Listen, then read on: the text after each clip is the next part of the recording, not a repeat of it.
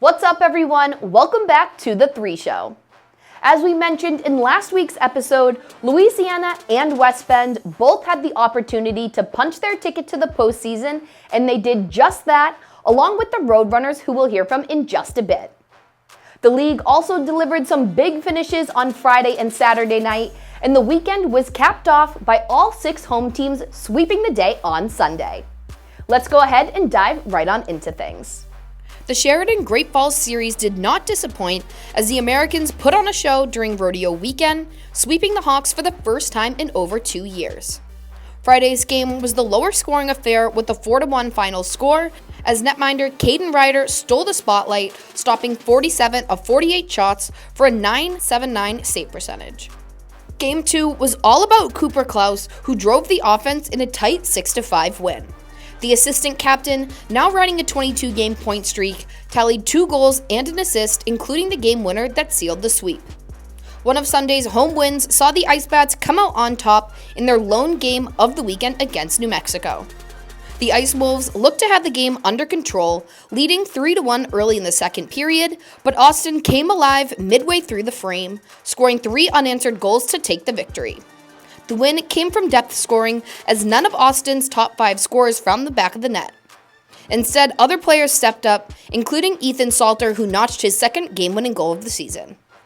After completing a 3-game sweep over the Rougarou, the Roadrunners are officially going full throttle into the postseason.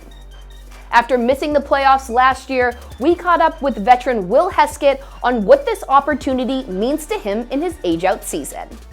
Oh, it really means everything. I was super excited to finally get a clinched spot in the playoffs and hear that we're going to play playoff hockey and know that I somewhat helped get to this goal, or at least achieve part of the goal. So I'm happy.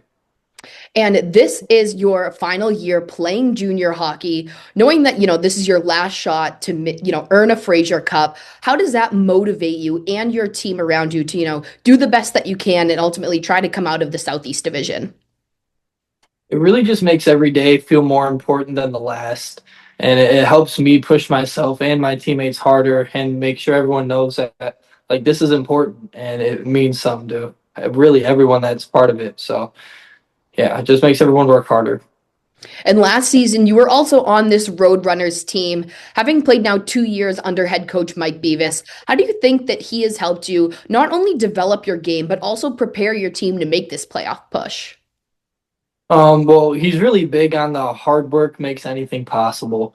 And so obviously he's helped me work harder as a player, but he showed me how to become a better leader and when to use my emotions and how to control them and use them in the right times in games. This weekend, we have a showdown in the West Division as Mason City travels to Alexandria for a 2-game set.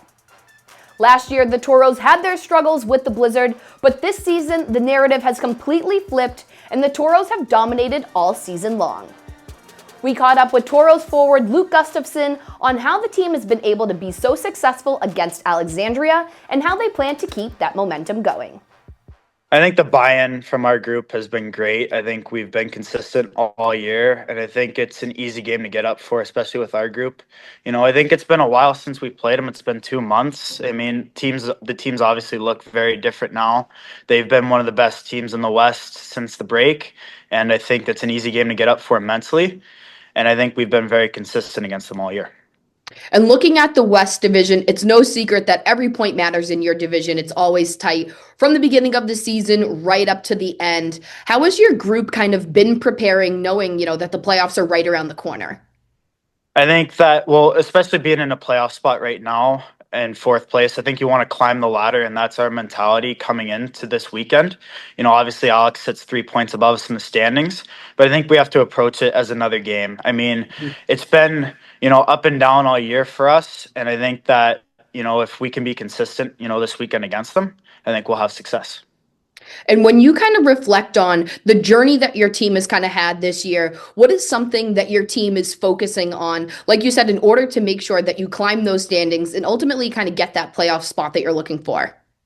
I think the biggest thing for us is taking care of our own end. I think we've proven that we can put the puck in the back of the net. I think it's simplifying the little details in the defensive zone, and then that'll contribute to our offensive game, and then I think that'll really well round our game for the rest of the year.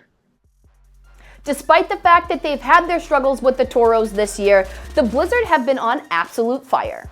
After sweeping the showcase, they've picked up points in every game since, and assistant captain Caleb Waller talks about what's been clicking for his team and how they plan to replicate that this weekend. I think a lot of things have been clicking. I think the guys have been coming together a lot, and since about the start of December, end of November, we've been really buying in as a team, figuring out what works, figuring out how to win games, and I think producing-wise, we have guys that are doing what they need to do, and I think I'm one of those guys, so I think that helps our team, and we've been doing really well since about a month and a half, 2 months ago. And when we look at your series that you guys have had with Mason City so far, they've kind of had your number, which is different from years past. As a leader, what adjustments do you feel that your team needs to make, this weekend to have a better outcome? I think right now we don't need to make any adjustments. After the showcase, we've been really clicking, really figuring out how to beat some good teams like Great Falls. We played a good hockey against them. Wausau, we played good hockey against them, and the Moose. We lost by 1 goal, but we played a really good hockey game. And then after the showcase, we beat Granite, and we've been playing good hockey. So as of right now, I don't think we need to change anything. I think we've changed what we've needed to change since last time we played them. Yeah, absolutely. I think, that's no secret, especially looking at the standings as of late.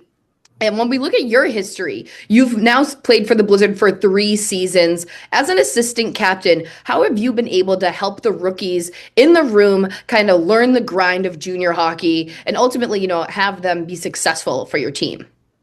I think it's giving them a guy to look up to. And it's not even just me. We have a good group of guys, age outs or older guys, for them to look up to. So it's great for them to look up to see what they have to do in the future, look who they have to model their game, not model their game as, but who they can model their game as and what finds success. And I think that gives them a good stepping stone, especially when we have a good program around here. Like, we have great coaches, we have great guys in the locker room. It's a great place to be, and it's just fun to be here. The race for playoff berths is heating up, with plenty of teams on the brink of punching their ticket to the postseason. This weekend's NATV Game of the Week features West Bend and Wausau, as the Power hope to remain undefeated on home ice.